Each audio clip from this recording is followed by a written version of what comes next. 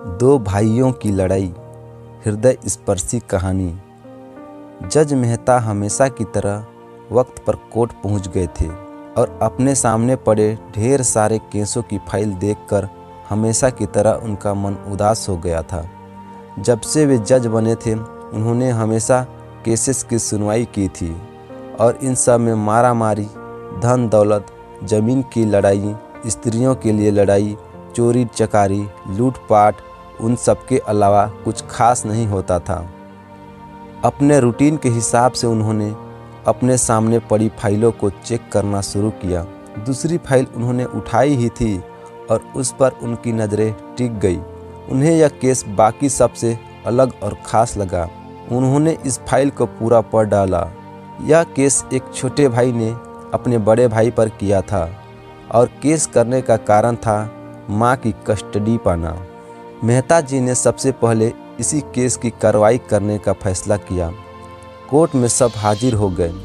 जज ने सबसे पहले छोटे भाई को अपनी बात रखने का मौका दिया। छोटे भाई ने कहा, जज साहब, मेरी उम्र 50 साल है और मेरे भैया की उम्र 60 वर्ष है। हमारी जो माँ 90 साल की है वह बड़े भाई के साथ रहती है, लेकिन अब मैं चाहता हूँ कि माँ बाकी के बचे वर्ष मेरे साथ रहकर बिताए। माँ की सेवा करने का मौका अब मुझे मिलना चाहिए। मैंने बड़े भैया को काफ़ी समझाया कि अब आपकी भी उम्र हो चली है, अब आपकी भी सेहत अच्छी नहीं रहती और आप दिल के मरीज भी हैं। मैं अभी स्वस्थ हूँ, इसलिए बेहतर यही होगा कि माँ की सेवा करने का मौका अब मुझे दिया जाए। वैसे भी माँ पिछले 40 सालों से आपके साथ ही तो रह रही है।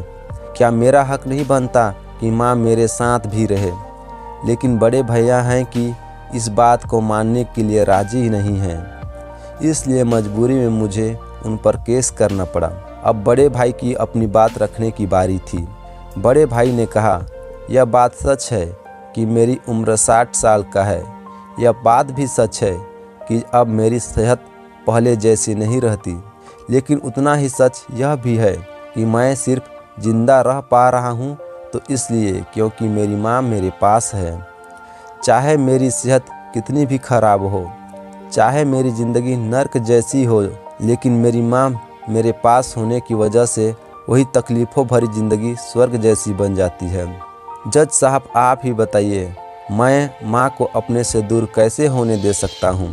जज ने बड़े भाई से कहा कि तुम खुद कहते हो कि तुम्हारी सेहत अच्छी नहीं रहती, तो भला तुम कैसे अपनी माँ की देखभाल अच्छे से कर पाओगे? यह भी तो सोचो। बड़े भाई ने कहा, मैं अपनी माँ की बड़े अच्छे से देखभाल करता हूँ।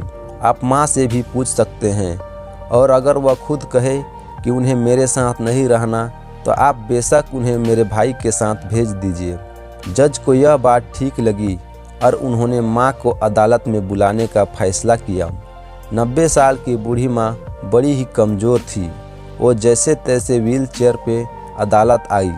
जज साहब ने उनसे उनका फैसला पूछा तो माँ ने कहा कि अब मेरे लिए दोनों ही बच्चे समान हैं। किसी एक पक्ष को लेकर दूसरे को नाराज़ नहीं कर सकती। आप तो जज हैं, आप तो ऐसे फैसले हमेशा लेते हैं। आप जो भी फैसला लेंगे वह मेरे लिए आखिरी फैसला होगा और मैं चुपचाप उसे मान लूँगी। जज साहब बहुत परेशान हो गए। उन्होंने अपनी पूरी ज़िंदगी में ऐसा अनोखा केस कभी नहीं देखा था। हमेशा दो भाई अपने माता पिता को एक दूसरे पर थोपते। एक कहता तुम रखो तो दूसरा कहता तुम ही रखो। जज का आश्चर्य तब और भी ज़्यादा बढ़ गया जब उन्हें पता चला कि माँ के पास दोनों बेटों को वसीयत में देने के लिए फूटी कौड़ी भी नहीं थी। बड़े सोचने विचारने के बाद जज ने फैसला लिया कि माँ को अब छोटे भाई को सौंप देना चाहिए। यह फैसला सुनते ही बड़ा भाई ज़मीन पर बैठ पड़ा और फूट फूट कर रो पड़ा। उसे रोता देख कोर्ट में हाजिर सभी के साथ जज की भी आंखों से आंसू बह निकले। आपने भाई भाई की लड़ाई बहुत देखी होगी, लेकिन जैसे इन दोनों भाइयों ने अपनी माँ के लिए लड़ाई की, वैसी अनोखी लड़ाई कहीं नहीं देखी होगी। इस कहानी से और इन दोनों भाइयों से हमें सीखना चाहिए कि अपने माँ बाप का कर्ज कैसे उतारा जाता है और माँ बाप की सेवा कैसे निस्वार्थ भाव से की जाती है। आपको यह कहानी कैसी लगी हमें कमेंट करके ज़रूर बताएं। और वीडियो अच्छा लगा होगा तो वीडियो को लाइक और चैनल में नए हैं तो चैनल को सब्सक्राइब करना ना भूलिए।